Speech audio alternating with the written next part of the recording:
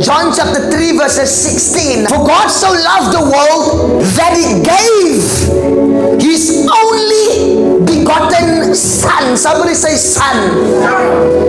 That whosoever believes in Him should not perish but have everlasting life. When God was desiring to bring freedom and deliverance to creation, God did not send an apostle. God did not send a prophet. God did not send an evangelist. God did not send a pastor or a teacher. When God wanted to redeem creation from the grip of sin and bondage, God sent His Son.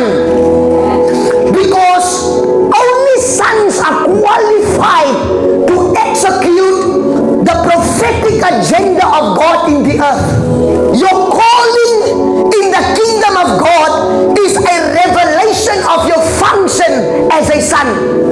That means if God calls you as an apostle, that is your function as a son. If God calls you a prophet, that is your function as a son. When God calls you a pastor, that is your function as a son.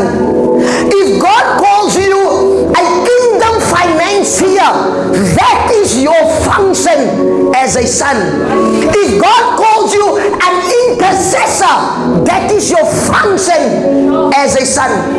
The power, therefore, is not invested in the calling. The power is invested in your sonship. You don't become effective by the revelation of your